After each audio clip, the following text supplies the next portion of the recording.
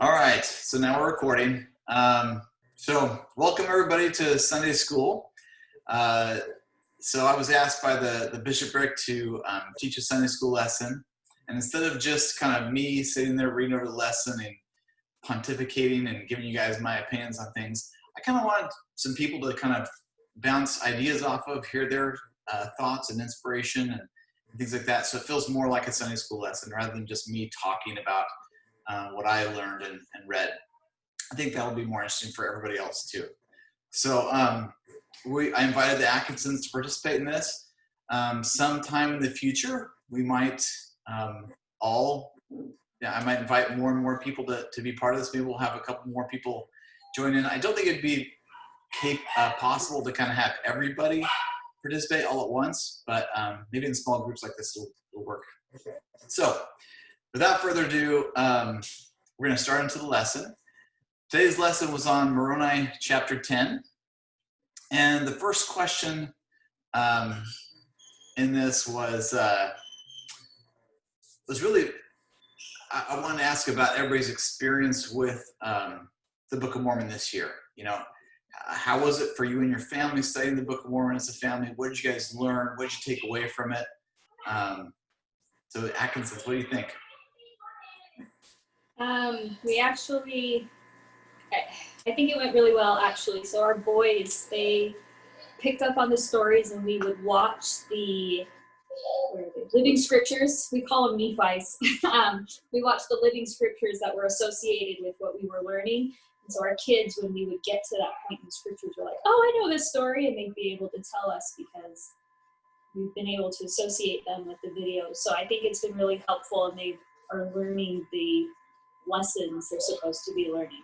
I don't know, that was awesome. Yeah, it's different going through it with kids because you have to, it kind of tests your skills on how to break it down more simply rather than just being able to read it and explain it to you and your spouse or whoever you're talking to. You can have a broader conversation, whereas when you're trying to explain to your kids, you have to really break it down. And so it tests your skills, but it helps you understand some of the scriptures or passages in different ways than you never thought you did before. Yeah, I like that. I like the idea of when you have to simplify something and break it down, it's like sometimes I force you to ask that question, why are they telling this story? Why did Mormon feel like this is an important part to include in this abridgment that he made? And so sometimes it forces us to ask those hard questions, especially with little kids.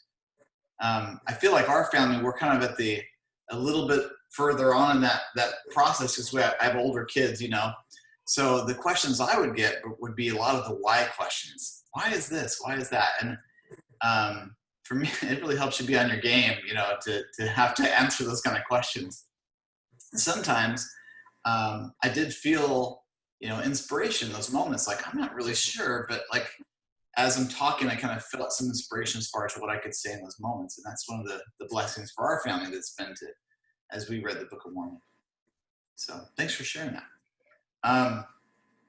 Next, I wanted to ask, just getting into this particular chapter, this is the one that's kind of famous for the invitation from Moroni about reading the Book of Mormon and praying about it and be able to get an answer. And I just wanted to hear your guys' thoughts on that, your experiences as far as following that invitation yourselves or seeing others follow that invitation and what that meant for you. Did it change you? Have you seen it change other people's lives? So I have a family member who's not active, and they read the Book of Mormon just to read the Book of Mormon, to say they did it. And this person said that they would pray about it and would not get an answer. They never knew if it was true or not.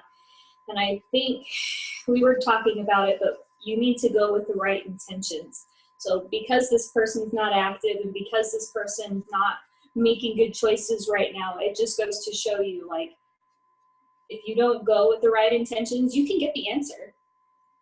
But Heavenly Father, I think, knew, if I tell you, you're still going to go make these wrong choices and it's not going to be good for you, So I think you have to come in with the correct intentions and want to know. And you'll get your answer. It'll come to you. You just have to be in the right mindset for it.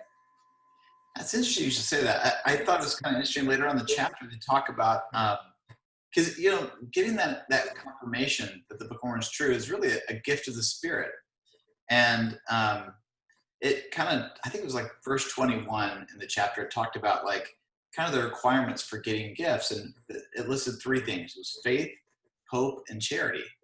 And I think you're right, Alexis. If you're devoid of those things, it's going to be hard to get an answer.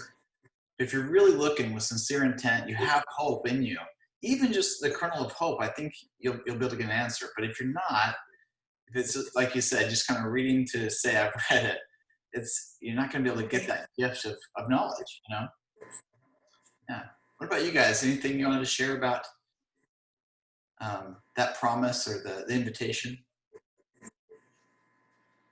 Well, I'm Dean. I'm Jeremy's cousin. And so one of the things that we were talking about is along those same lines of what Alexis was mentioning was, for me, I was inactive most of my life, and I didn't get active until I was 21 years old and went on my mission when I was 22. So having faith enough in that promise to test it, to try reading the Book of Mormon for my first time, I decided, because I didn't know anything about it, my buddies were coming home from their missions, and so I went and bought my own triple combination and started reading the Book of Mormon for myself. And maybe others are like this too, but when I was reading it, it was as if I was there. It came alive to me. And so, but I knew that I needed to pray before I would read, because I wanted to know. I had that sincerity, that desire to know. And I knew that if I asked God, if I was praying to know if it was true, and to know the origin of it, and then I knew that I could, receive that kind of answer. And so that's what happened to me. It was as if I was there as I was reading it. So they came alive, and so that made me want to read even more, kind of thirst after it, in other words. And so for me, it became a literal thing. And so I'm just glad that's how it happened for me, because then my testimony grew, and my faith then grew. So that's what it was like for me, at least. Yeah, and that process of gaining faith upon faith, and it leads to changing your life, and changing the choices you make and the path you set yourself on, for sure. Well, going back to kind of what Alexis was saying is, I think, so God obviously knows the intention of our heart. And so I feel like we may, at the moment, the family member could feel like he's doing it with real intention, but God knows that our heart better than we do. And so he may say, yeah, I'm doing it with sincere intentions because I want to know, but God knows what you're going to do with that knowledge if you do gain it.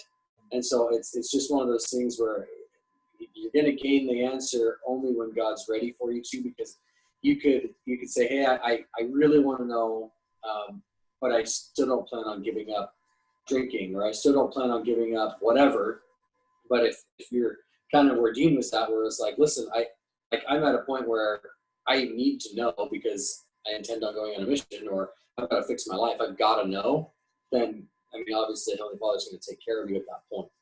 Yeah, which kind of leads back to, I think, a broader idea that all spiritual gifts are given to us, maybe not so much on our timetable, but on God's timetable, when we're ready to receive them and we're prepared to do that. I think that's it's an important aspect of how we get gifts. I wanted to ask you guys, because this chapter talks a lot about the gifts of the Spirit. And one of the questions in the lesson was, why is the admonition to deny not the gifts of God? Why did he give that admonition to, sorry, I'm wording this terrible. Why did he give the admonition to deny not the gifts of God? So I had a thought about that, and we were talking about that earlier about, I actually think of it a little bit differently about the word deny.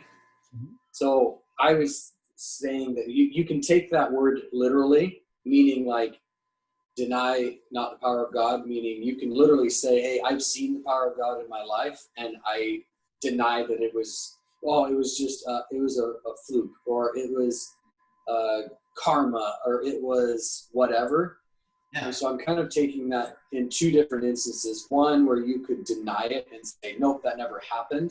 Yeah. Or the word deny can be used as, for example, if I say, hey, I'm trying to do service for you. I want to buy you dinner, or I want to mow your lawn or whatever. And you tell me no, you're essentially denying me blessings.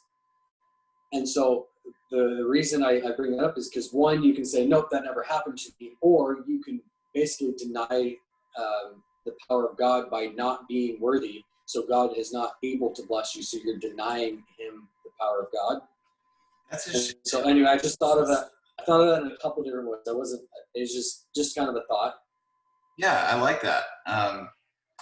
Yeah, one of the thoughts I had on that aspect of denying not the gifts of God is, I remember on my mission, there was a family that we ended up knocking doors into, and it was this family that was not ideal, not your golden investigator. The mom answered the door with a beer in her hand, and she was the only one home, and and she was like, come back when my family's here. We're like, okay, sure. So we came back, and like two of the kids were there, dad wasn't there, and we had a little lesson. They didn't seem very receptive, didn't listen at all, And we came back, they invited us back again. And so the whole time we kept coming back to this house, I kept thinking, like, we're just wasting our time, And in some ways, that thought is a denial of the power of God and the gifts of God that he can give to us, right? That he can give to this family. And I was kind of just in denial of what he could really do to change them. Well, the long story short, this family all ended up getting baptized. Dad gave up smoking. The mom gave up drinking. They did everything they needed to do and completely changed around, became an integral part of the ward. And I'm glad that I stuck with it, but if it had been me making the decisions, I'd have been like, let's just not go back there. It's a waste of our time, So I think that a lot of times just us not seeing the potential in other people's lives, not seeing them as someone worth having gifts, maybe it's a denial of that a little bit. That's one of the ways I took it. But any other thoughts on that? Yes, kind of. I have thought. Yeah, so there are multiple gifts that are listed in this chapter. And so I was telling them there's a family that every time I drove past their house, I was like, I need to text them. In my head, I'm just like, oh, maybe it's because I haven't seen them in a while, or whatever. But every time I drove by, I was like, I need to text this person. I need to text this person. Well, come to find out, I really did need to text this person. They had a family member die, and I was like, oh gosh. So I think we also need to know with these gifts how to listen for the answers and for how to use our gifts, like the gift of discernment or things like that, so that we can help bless other people when they need it. That's great. That's a great lead into the next question that I kind of had for you guys was, because you mentioned how do we use these gifts? What are they meant for? There's some questions they ask in here, like, what are the gifts of the Spirit? Who are they given to? Why are they given? And how do we receive them? So you mind touching on that? Just you kind of touched on a little bit there, but any more thoughts on those questions? Well, so I was thinking, okay, so in discussion about this, we were talking about how it's not always are you given a gift. So if you're worthy for a gift and God gives you a gift, not always are you given that gift for your benefit, but sometimes it may be for someone else's benefit. Right. Where it's like, hey, I had the gift of discernment, and at that moment it was not for me, or there was no purpose for it to bless me other than for me to say, hey, here's my opinion, or here's what I see, or here's what I think, and now it changes that person's life either immediately or in the future or whatever. I 100% agree with that. I mean, I feel like anytime you're given a gift, it's going to enrich your life for sure. But I mean, most times it's given so that we can actually bless someone else's life and help them, right? And that's what it seems like to me. I can't think of an instance in the scriptures where a gift it's just given to somebody to not just for them. You know, it's given to them for them to help others. I like that. And then I like this question of how do you receive them? How do we receive these gifts? We were like debating this, but not debating it. So I know your patriarchal blessing will tell you, hey, you've got this gift, or hey, you've been blessed. You know, you've been blessed with this, and it's a way for us to learn and practice those gifts. But I think so. Dean was telling us you can ask for them, and I really I agree with that a lot. Like you can say, hey, you know, I know this person or I know this situation, and please help me know how to help them. Whether it's, you know, they could be, I don't even have an example, but like just a way to help them. So I think honestly, like they come in a lot of ways, through people, through your prayers, through your patriarchal blessing. Like they're just available to you in the right circumstances. Yeah. But you also, and I agree with what she's saying, but you also have to be willing to accept those gifts. And by that, I mean, one, open to it, but then are you going to do something with it? I mean, because people, you know, we talk about knowledge being power. Well, knowledge is only power if you're going to do something with it, because it's useless otherwise. You have information. Well, what good is it if you're not going to use it? So that willingness, though, as I think can fall back on that sincerity of heart and your intent, as Jeremy was talking about, what are you going to do with it? Because God knows if he gives it to you, are you going to do something with it?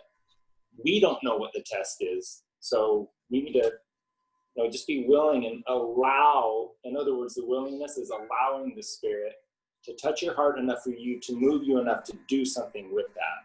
Because otherwise it's useless. Yeah, I love that. Thanks. I like this quote that goes along with the gifts. It was from Bruce R. McConkie, and he says, spiritual gifts are endless in number and infinite in variety. Those listed in the revealed word are simply illustrations of the boundless outpouring of divine grace that a gracious God gives those who love and serve him. And, you know, when I thought about that, it seems like sometimes gifts are given to us, just like Alexis was saying, in moments when we need them. You know, we're trying to do what's right. It's just given to us in that moment. I wanted to hear you guys' opinion on this, but I don't feel like it's inappropriate to maybe seek after gifts. To say, you know, I need the gift of this in my life, or maybe I'm being too broad in the definition of a gift, but, you know, maybe I need the gift of charity or the gift of forgiveness to be able to forgive someone that's bothering me. I think it's okay to seek after those kinds of gifts too. What did you guys think about that?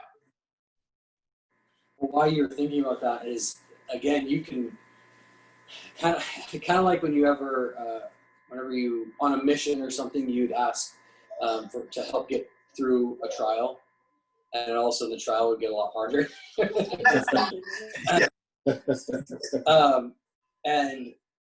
Or never pray for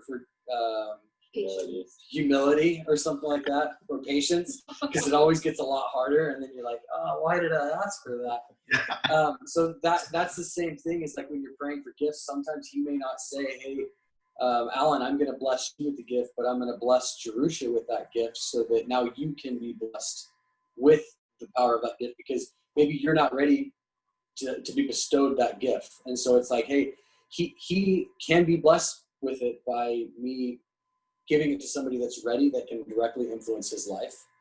Yeah, I like that. And so anyway, that's just a thought. Yeah, no, that's great. Let's see here.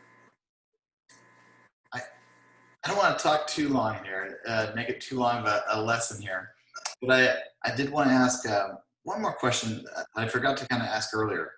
And it was, you know, in Moroni's invitation for us to read the Book of Mormon, and then we would be able to know the truthfulness of it through the power of the Holy Ghost. I think as members of the church, if you've been in the church for a while, you kind of understand what that means. You've heard that term and phrase before, and maybe you've had experiences with the Spirit that kind of help you understand what that means.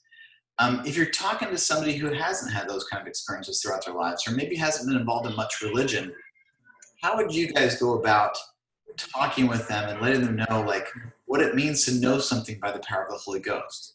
How would you put that in layman's terms and break that down? I think it would typically, they need to see the sincerity, which is, I don't know, I don't have a specific example, but I'm just saying, like, if they feel like you know what you're saying is true, like if they can see that you feel it and you know it, then I think that's one way. But also giving maybe examples of how it's blessed you or how it's changed your life. Or anyway, just giving them specific examples I think helps. But if you're just kind of talking about in general, or, oh, a guy I know that he did this, blah, blah, blah, I think that's less personal than if you're giving them personal stories or personal examples, and then they see that you truly believe it, then that's, in my opinion, how you can help convince them. I think the most effective missionaries are the ones that had true conversion themselves. Mm-hmm. And so then people can see that. Yeah. And something else to go along with what Jeremy was saying was focusing on telling them, how do you feel? I mean, it's we focus on those feelings and, does it feel good? Does it feel right? Those are feelings that come from God, because otherwise if it's confusing or if it doesn't make sense, well, maybe that's one, maybe the person's not in the right state of mind at that moment, or, is the Spirit present to be able to teach them? But for me, it's focusing on how you feel and then trying to get them to, direct them how to focus on that if it feels good and whatnot. So yeah, this chapter specifically talks about that the only good things come from God. And you can literally tell somebody that, like, just like what Dean was saying, if you feel happy or a positive feeling after reading the Book of Mormon or praying about something, God will only give you those good feelings. I like that. And it helps know that this is true. Yeah, and Dean, when you pointed out, making sure you're recognizing that spirit that they're feeling with them, that implies that you're having experiences with this person. I think it's probably the most powerful way that we can share the gospel is to really be involved in people's lives. Sharing it with a stranger is kind of what you do on your mission, but sharing it with your coworkers, the people that you know well and are around in your daily lives, that's when you should be able to have experiences in your life with those people that are there in your circle at work or other things like that, maybe in your PTO group at school or whatever, that you can recognize and say, hey, when we were together for this, that really felt good. That's kind of what filling the Spirit's like. I think that's powerful to point those moments out, especially if you've shared something with them. Well, guys, I had a thought when trying to be a missionary to someone. One of the most effective things I think is to be consistent in your own life. If they hear you preaching one thing, but then they see you slip up and do something, maybe they, like, to us as members, we say, okay, well, he made a mistake, he slipped up. But to somebody that's investigating or you're just around all the time, they may not see that as a slip up. They may see that as, oh, I didn't know that members of the church could do that kind of stuff or whatever. When in reality, it may have just been a one-time mistake or slip up, or you said a foul word, or you did something, or you were speaking ill of somebody else. And so I think you need to be consistent with what you do when you're around people that you're trying to help understand or following the Spirit or learning the gospel is true. Consistency is probably the most important thing around those people. I 100% agree with you, Jeremy. And I feel like people are pretty forgiving of people's faults and mistakes. Somebody cuts you off in traffic and you're with your buddy and you and you say a swear word or something like that, they're probably being pretty forgiving of that type of thing. But like you said, if you're talking behind somebody's back or engaging in some sort of anything that would emote hatred or some sort of meanness, toward other people, people are not forgiving of that. They see that as like, wow, that's who they are as a person. We've got to be extremely careful to make sure we're trying to be like Christ. We're never going to be perfect, right? But as long as we're trying our best to be consistent with, being kind to others and showing love to everyone, I think people recognize that pretty quickly, as your character. So, well, thanks guys for sharing your thoughts. This is a lot more fun than just me talking at a camera. So, and I feel like I learned something. Last part of the lesson, I just want to encourage everybody for next year to, read the Doctrine and Covenants, go into it with an open mind and ready to share. And you might get a call from me to be part of one of these Zoom meetings. So, all right. Thank you so much for participating. You guys were awesome.